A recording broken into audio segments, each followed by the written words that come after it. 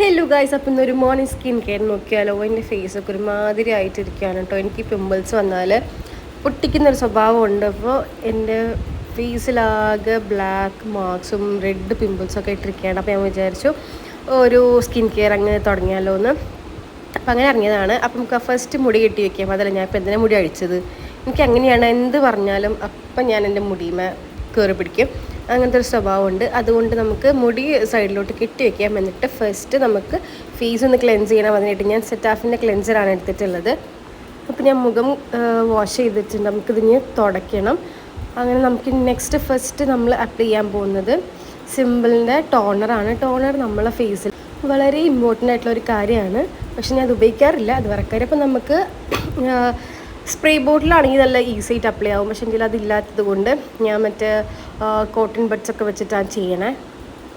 ഇത് നന്നായിട്ട് മുഖത്ത് അപ്ലൈ ചെയ്ത് കൊടുക്കണം. അതിന് കുറച്ച് നേരം നമ്മൾ ഉണങ്ങാനായിട്ട് വെയിറ്റ് ചെയ്യണം കേട്ടോ. ഒന്നിൻ്റെ മേലെ ഒന്നും ഇടാൻ പാടില്ല. ഇത് ഉണങ്ങി ജസ്റ്റ് കുറച്ച് ടൈം കൊടുക്കണം ഒന്ന് സെറ്റ് ആവാനായിട്ട്. ആ സമയം കൊണ്ട് നമുക്ക് ഇതിനടുത്ത് എന്താണെന്നൊക്കെ ആലോചിക്കാം. ഞാനാണെങ്കിൽ ഓരോ സ്റ്റെപ്പ് ഇങ്ങനെ മറന്നുകൊണ്ടിരിക്കും. നെക്സ്റ്റ് ഞാൻ ഫേസിൽ ഇട്ട് കൊടുക്കാൻ പോകുന്നത് മിനിമലിസ്റ്റിൻ്റെ വൈറ്റമിൻ സി സീറോ ആണ്. എനിക്ക് മിനിമലിസ്റ്റിൻ്റെ പ്രൊഡക്ട്സ് പേഴ്സണലി ഭയങ്കര ഇഷ്ടമാണ്. നല്ല പ്രൊഡക്ട്സാണ്. പിന്നെ ഇത് ഒത്തിരി വാരി തേച്ചിട്ടുണ്ടെങ്കിൽ മുഖത്ത് നല്ലോണം പിമ്പിൾസ് വരാൻ തുടങ്ങും. അതുകൊണ്ട് ഒത്തിരി റബ്ബ് ചെയ്യാതെയും അല്ലെങ്കിൽ വൺ ഡേ ഇടവിട്ടിട്ടൊക്കെ വേണം ഇത് യൂസ് ചെയ്യാനായിട്ട്. അപ്പോൾ ഞാൻ അത് നന്നായിട്ട് അപ്ലൈ ചെയ്തിട്ടുണ്ട്. ഇതിൻ്റെ അളവ് കണ്ടാൽ അറിയാം ഞാൻ എത്രമാത്രം സ്കിൻ കെയർ ചെയ്യാറുണ്ടെന്ന്. കാരണം ഞാൻ ചെയ്യാറേ ഇല്ല. എനിക്ക് മുഖത്ത് ഒത്തിരി എന്തെങ്കിലുമൊക്കെ ബുദ്ധിമുട്ടായി കഴിഞ്ഞാൽ, പിമ്പിൾസ് വന്നാലും ബ്ലാക്ക് മാർക്കൊക്കെ വന്നു കഴിഞ്ഞാൽ എനിക്കൊരു ഉത്ബോധം പറയുക സ്കിൻ കെയർ ചെയ്യണം. അപ്പം ഞാൻ 2 ദിവസം ചെയ്യും, പിന്നെ ഞാനത് അങ്ങ് വിടും.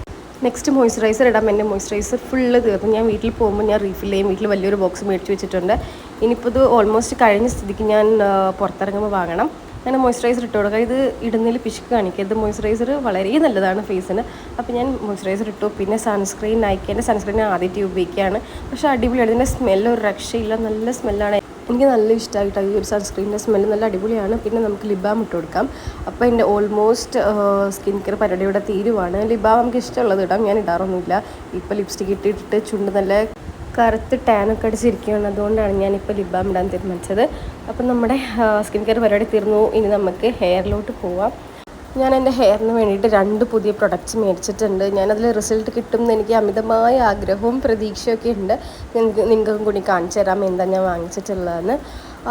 എൻ്റെ മുടി എനിക്ക് ഒത്തിരി വലുതായിരുന്നു, നല്ല കട്ടിയൊക്കെ ഉണ്ടായിരുന്നു. പക്ഷേ ഇപ്പോൾ അതൊക്കെ പോയി ഒരുമാതിരി കോലമായി. അപ്പം ഞാൻ വാങ്ങിച്ചിട്ടുള്ളത് ബോഡി വൈസിൻ്റെ ഗമ്മീസാണ്. ഇത് 30 ഗമ്മീസാണ് ഇതിൽ വരുന്നത്. ലൈക്ക് ഒരു സ്ട്രോബെറി മിഠായി പോലെ തന്നെയാണ്. നല്ല ടേസ്റ്റ് ഉണ്ട്. സ്ട്രോബെറിയുടെ ടേസ്റ്റാണ്. ലൈക്ക് നമുക്ക് ഫുഡൊക്കെ വെച്ചിട്ട് മിഠായി പോലെ എടുക്കാം. വെള്ളത്തിലിട്ട് കുടിക്കുന്ന ഒന്നല്ല. ഞാൻ കാണിച്ചു തരാം.